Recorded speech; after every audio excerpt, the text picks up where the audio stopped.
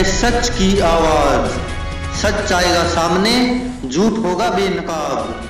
सच की आवाज को सब्सक्राइब करें, साथ में इस बेल आइकन पर भी क्लिक करें। नमस्कार दोस्तों, स्वागत है आपका सच की आवाज़ में। मैं आपका दोस्त मनदीप सिंह ईर्षा गाजवाला। दोस्तों, हम आपको आज एक सच्चाई से रूबरू करवाने जा रहे हैं। अगर हमारे देश में प्रधानमंत्री नरेंद्र मोदी को कोई शिकस्त देता है तो वह दिल्ली के मुख्यमंत्री अरविंद केजरीवाल है।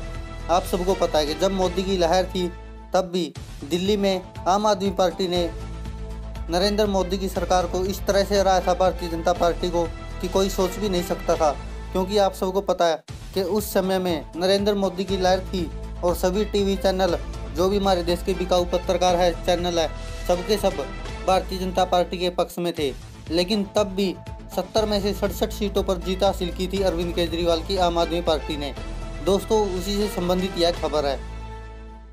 आम आदमी पार्टी के मुखिया अरविंद केजरीवाल और भारतीय जनता पार्टी, विशेषकर प्रधानमंत्री नरेंद्र मोदी व अध्यक्ष अमित शाह के प्रति तलख संबंध तो जग जाहिर है, लेकिन इसकी बुनियाद में एक नहीं कई कारण हैं। ऐसा ही एक वाकया लगभग 4 साल पहले भी हुआ था, जब अरविंद केजरीवाल को यह कथित धमकी तक सुननी पड़ी थी कि दिल्ली तक सीमित रहें तो ठीक है, इसके बाहर पंख फैलाने की कोशिश की तो मोदी जी को जानते ही है। यह वक्त था 2015 मई का, जब दिल्ली में भाजपा को बुरी तरह हराकर 67 सीटों के साथ प्रचंड बहुमत लेकर आम आदमी पार्टी की दिल्ली में सरकार बनी थी। यह मोदी लहर का दौर था और करीब साल पहले ही 2014 में मोदी लहर के सहारे केंद्र में भाजपा नित एनडीए की सरकार बन चुकी थी। लोकसभा चुनाव में राज्य की सभी 7 सीट जीत चुकी भाजपा के लिए दिल्ली विधानसभा चुनाव में इतनी बुरी हार किसी झटके से कम नहीं थी। इस हार से भाजपा इतनी बौखलाई की केजरीवाल सरकार के खिलाफ अपनी पूरी मशीनरी लगा दी। पत्रकार से आम आदमी पार्टी में राजनेता बने आशुतोष ने अपनी नई किताब हिंदू राष्ट्र में इस वाकया का जिक्र किया है। आप एन एंटीपैथी शीर्षक के तहत उन्होंने खुलासा किया कि दिल्ली के तत्कालीन लेफ्टिनेंट गवर्नर नजीब जंग और पुलिस प्रमुख BS बसी ने आम आदमी पार्टी सरकार के खिलाफ असहयोग छेड़ रखा था।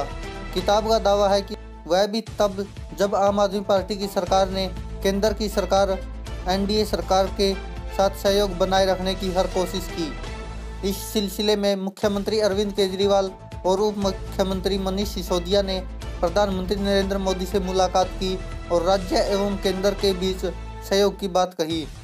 इसके बाद राष्ट्रपति भवन में आयोजित रात्रि भोज में प्रोटोकॉल के तहत मुख्यमंत्री अरविंद केजरीवाल बुलाए गए। वह जहां बैठे थे उनके ठीक बगल में प्रधानमंत्री के करीबी और राष्ट्रीय सुरक्षा सलाहकार अजीत डोभाल बैठे थे। परस्पर बातचीत के दौरान डोभाल ने केजरीवाल से कहा कि उन्हें दिल्ली के बाहर अपने पंख नहीं पसारने चाहिए। डोभाल ने कहा कि हमारी सरकार या पार्टी को तब तक कोई दिक्कत नहीं है जब तक तुम दिल्ली की सीमा के भीतर हो। इसके बाहर निकलने की कोशिश की तो मोदी जी को जानते ही हो। दोस्तों, अजीत डोभाल वैसे तो मुख्य सलाहकार है हमारे देश के, लेकिन जिस तरह से आप देख सकते हो कि कैसे अजीत डोभाल भी प्रधानमंत्री नरेंद्र मोदी की चमचागिरी कर रहे हैं। ऐसा लग रहा है कि अजीत डोभाल देश की सुरक्षा के मुख्य सलाहकार नहीं बल्कि प्रधानमंत्री मोदी के PA है। ऐसा ही खुलासा किया गया है आशुतोष की किताब हिंदू राष्ट्र में। दोस्तों, यह सुनने में अजीब भी लग रहा है कि हमारे देश का कोई भी हो चाहे, लेकिन इस तरह की बातें करना, और वो भी एक मुख्यमंत्री के खिलाफ, बहुत ही आपत्तिजनक है।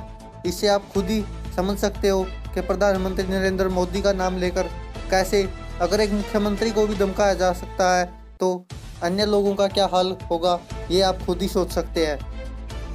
क्योंकि आप सबको पता है दोस्तों कि प्रधानमंत्री नरेंद्र मोदी के खिलाफ अगर कोई बोलता है या कोई जंग छेड़ता है तो वह दिल्ली के मुख्यमंत्री अरविंद केजरीवाल ही है, और जिससे कि भारतीय जनता पार्टी डरती भी है।